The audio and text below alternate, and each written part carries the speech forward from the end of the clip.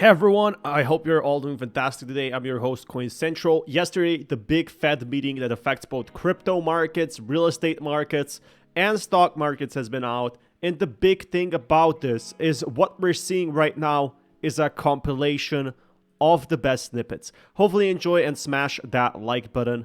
It's appreciated. Thanks. After picking up somewhat over the summer, activity in the housing sector has flattened out and remains well below levels of a year ago, largely reflecting higher mortgage rates. Higher interest rates also appear to be weighing on business fixed investment. The labor market remains tight, but supply and demand conditions continue to come into better balance. Over the past 3 months, payroll job gains averaged 266,000 jobs per month, a strong pace that is nevertheless below that seen earlier in the year. The unemployment rate remains low at 3.8%. Strong job creation has been accompanied by an increase in the supply of workers. The labor force participation rate has moved up since late last year, particularly for individuals aged 25 to 54 years, and immigration has rebounded to pre-pandemic levels. Nominal wage growth has shown some signs of easing, and job vacancies have declined so far this year. Although the jobs to workers gap has narrowed, labor demand still exceeds the supply of available workers. A restrictive stance of monetary policy is putting downward pressure on economic activity and inflation. The committee decided at today's meeting to maintain the target range for the federal funds rate at 5.25% to 5.5%, and to continue the process of significantly reducing our securities holdings. We are committed to achieving a stance of monetary policy that is sufficiently restrictive to bring inflation sustainably down to 2% over time, and to keeping policy restrictive until we are confident that inflation is on a path to that objective, as well as the balance of risks. In determining the extent of additional policy firming that may be appropriate to return inflation to 2% over time, the committee will take into account the cumulative tightening of monetary policy, the lags with which monetary policy affects economic activity and inflation, and economic and financial developments. We remain committed to bringing inflation back down to our 2% goal and to keeping longer-term inflation expectations well anchored. Reducing inflation is likely to require a period of below potential growth and some softening of labor market conditions. Restoring price stability is essential to set the stage for achieving maximum employment and stable prices over the longer run. To conclude, we understand that our actions affect communities, families, and businesses across the country. Everything we do is in service to our public mission. We at the Fed will do everything we can to achieve our maximum employment and price stability goals. Thank you, and I look forward to your questions.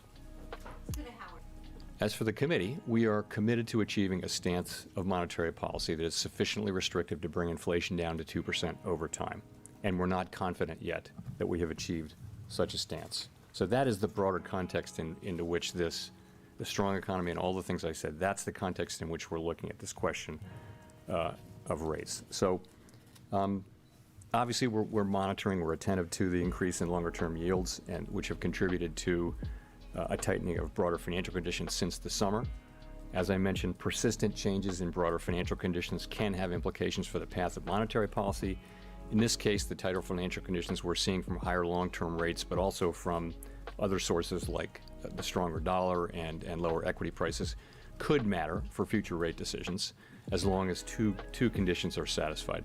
The first is that the tighter conditions would need to be persistent, and that is something that remains to be seen. But that's critical. Things are fluctuating back and forth. That's not what we're looking for. With financial conditions, we're looking for persistent changes that are material. Hi, Chair Powell. Thank you so much for taking our questions.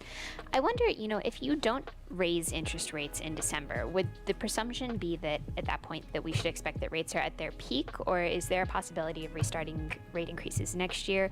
And are there any costs to taking a more extended pause?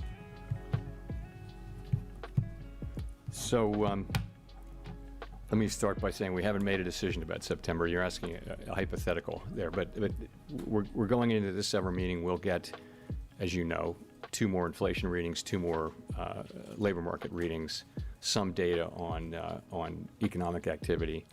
And so we'll be taking, and also the broader situation, the broader financial conditions situation, and the broader world situation. We'll be looking at all those things as we make a decision in December. We haven't made that decision. I would say, though, that the idea that the idea that you would be difficult to raise again after stopping for a meeting or two is just not right. I mean, the committee will always do what it thinks is appropriate at the time. And again, we haven't made any decisions at all about December. We didn't talk about making a decision in December today. Really, it was a decision for this meeting and understanding broader things.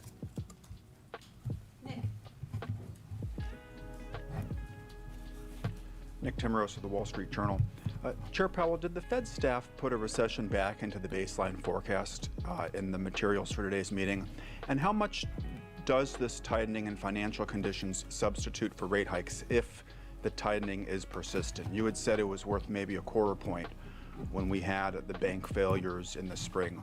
What is it here on something that's presumably more straightforward and more familiar to simulate?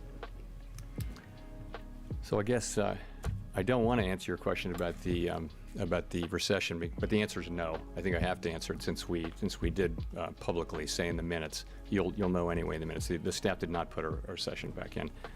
I mean, it would be hard to see how you would do that if you look at the activity we've seen recently, which is not really indicative of a recession in the near term.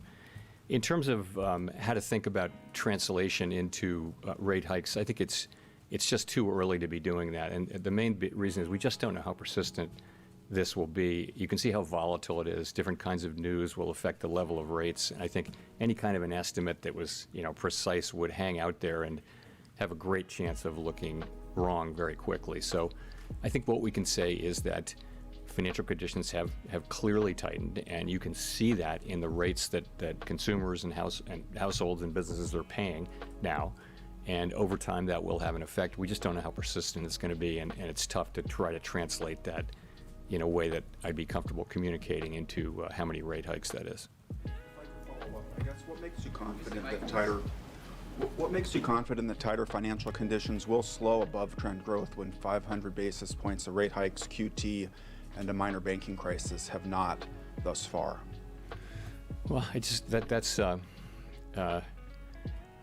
the way our policy works is, and sometimes it works with lags, of course, which can be long and variable. But ultimately, if you raise raise interest rates, you do see those effects, and you see those effects in the economy now. You see what's happening in the housing market. You're seeing that now. You'll see. If you look at surveys of people, it's not a good time, they think, to buy durable goods of various kinds because rates are so high now. I mentioned again, we're getting reports from housing that the effects of this could be quite significant. But you're right. This has been a resilient economy, and it's, I think, been surprising in its resilience. And there are a number of possible reasons why that may be. Our job is to achieve maximum employment and price stability, and so we take the economy as it comes. It has been resilient, so we take it as it is.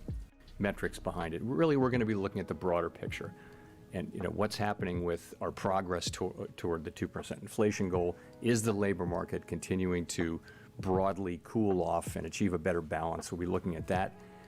Growth. We look at growth insofar as it has implications for our two mandate goals. We look at that.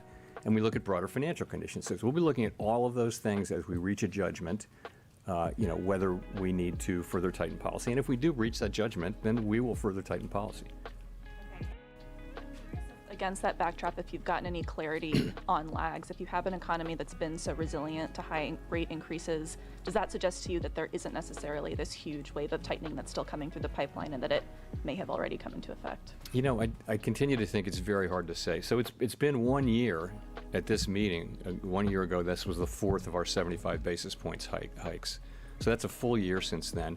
I think we are seeing the effects of all the hiking we did last year, and this year we're seeing it. It's very hard to know exactly what that might be. But you can, for example, an example of where you wouldn't have felt this yet is debt that had been termed out.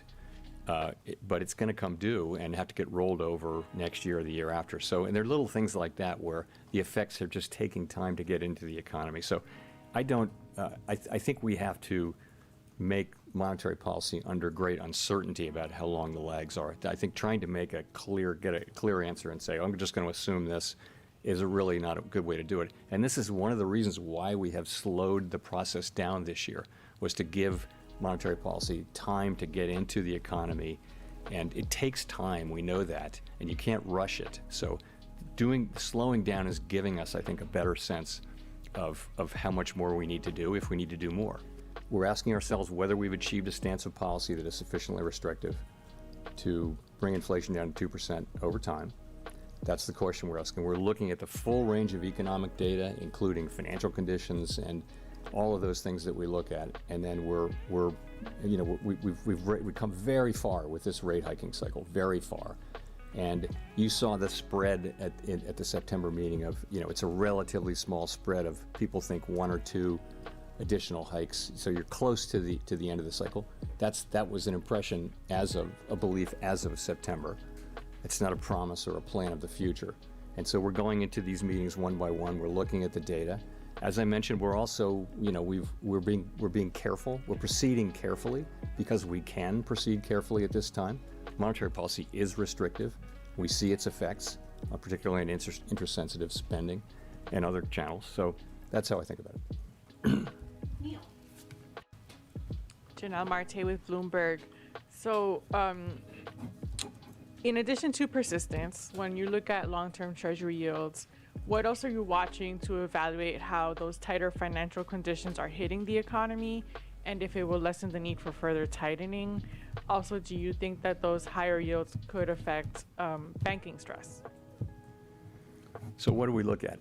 We look at a very wide range of financial conditions. And in fact, as you'll know, different organizations publish different financial conditions indexes, which can have 7 or 8 variables, or they can have 100 variables. So there's a very rich environment, and we tend to look at a few of them. I'm not going to give you the names, but there are a few of the common ones that people look at. And so they're looking at things like the level of the dollar, the level of equity prices, the level of rates, the credit spreads. Sometimes they're pulling in credit availability and things like that. So it isn't any one thing. We would never look at, for example, long-term Treasury rates in isolation, nor will we ignore them. But we would look at them as part of a broader picture. And they do play a role, of course, in many of the major standard financial condition indexes. Your second question was banking stress. So it's something we're watching. As you know, we did have there were issues with interest rate risk and also funding uninsured deposits in the things we went through in March and thereafter. And so we've been working a lot with financial institutions to make sure that they have good funding plans and that they have a plan for how to deal with the kind of portfolio unrealized losses that they have. We do think the banking system is quite resilient. We had a handful of bank failures, but so that's what we're out there doing. And we don't have any reason to think that these rate hikes are materially changing that picture, which is one of a strong banking system and one where there's a strong focus by banks and by supervisors on liquidity, on funding, and those sorts of things. How likely is it that you might have to extend that program in March next year? Good question. We haven't really been thinking about that yet. It's November 1, and that's a decision we'll be making in the first quarter of next year. Great. Sorry, quick separate question about inflation expectations. The Michigan Sentiment Survey showed a big jump in 1 year ahead inflation expectations last month from 3.2 to 4.2. Last year, you said that particular survey was a really decisive factor in one of your rate hike decisions. If it stays elevated next time around, how big of an input will that be into your December thinking? Yeah, we look at a range of things. I think the thing got blown out of proportion a little bit. It was actually a preliminary estimate that got revised away, and I said it was preliminary but that didn't get picked up. So we look at many things, and so really look across the broad array of surveys and also market-based estimates, and we do that really carefully at every meeting and between meetings. And it's just clear that inflation expectations are in a good place. The public does believe that inflation will get back down to 2% over time. and it will. They're right. So, and there's no real crack in that armor. You can always find one reading that is a little bit out of whack, but honestly, the bulk of them are just very clear that the public believes that inflation will come down, and that's, of course, we believe that's critical in winning the battle. Hi, Chair Powell. Megan Casella with Barron's. Thanks for taking our questions. I wanted to see if you could talk about the neutral rate. You mentioned today that you're still debating whether rates are sufficiently restrictive, and you've recently said that evidence is suggesting policy is not too tight right now. So I was curious if you could elaborate on that at all and whether that means the neutral rate, in your view, has risen. Yeah. So first thing to say is that it's very important. It's a very important variable in the way we think about monetary policy, but you can't identify it with any precision in real time, and we know that. So you have to just take that. You have to take your estimate of it with a grain of salt. What we know now is, within a range of estimates of the neutral rate, policy is restrictive, and it's therefore putting downward pressure on economic activity, hiring, and inflation. So we do talk about this. There's not any debate or attempt to sort of agree as a group on whether R-star has moved or not. Some people think it has. Some people haven't said that don't think it has. Ultimately, it's unknowable, and so really, again, what we're focused on is looking at the data and giving ourselves a little more time now to look carefully at the data by being careful in our moves. Does it feel like monetary policy is restrictive enough to bring inflation down to 2% over time? That's the question we're asking ourselves.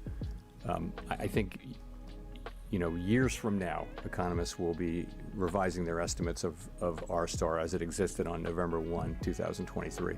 We can't really wait for that in making policy. We have to we have to have those models and look at them and think about them, but ultimately we've got to look at the effects that policy is having, accounting for the lags, which makes it difficult.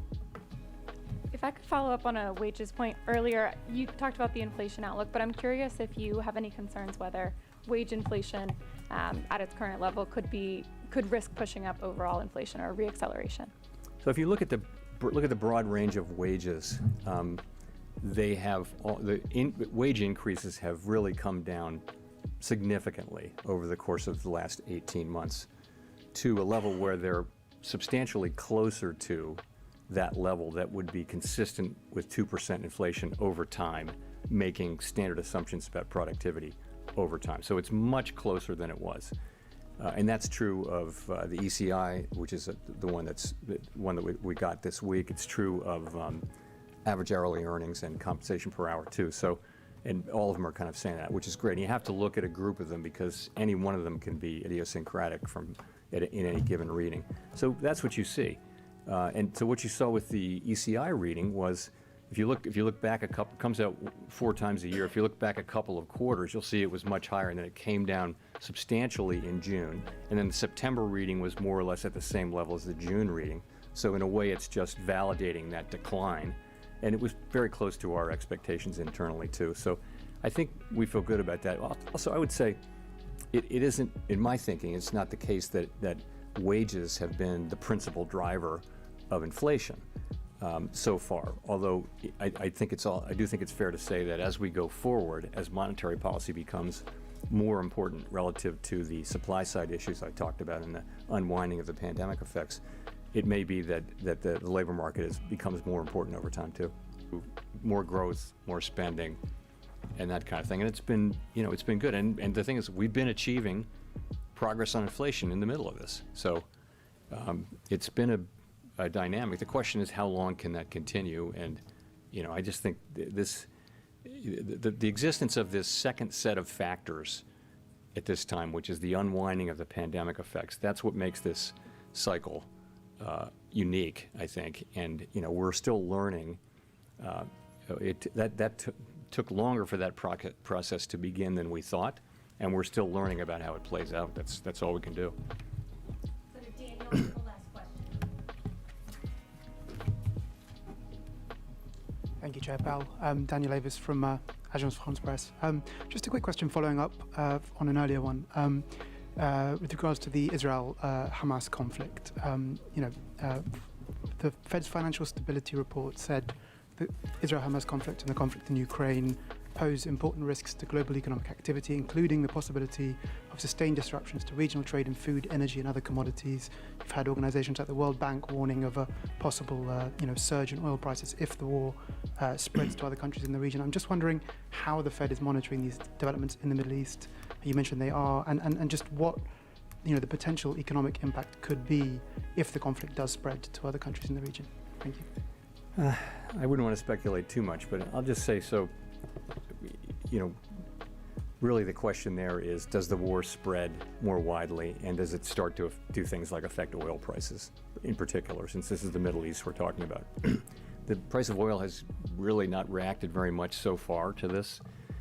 As the Fed, as the Federal Open Market Committee, our job is really to understand the economy and the economic effects, and it isn't clear at this point that the conflict in the Middle East is on track to have significant economic effects. That doesn't mean it isn't incredibly important and something for people to take really important notice of, but it may or may not turn out to be something that matters for the Federal Open Market Committee as an economic body. But what the Financial Stability Report does is it calls out risks, and that's what it's doing, is calling out a risk of that. And the war in Ukraine, the same. The war in Ukraine, did have immediately very significant macroeconomic implications because of the connection to commodities. So, thank you. Thank you. Thanks very much.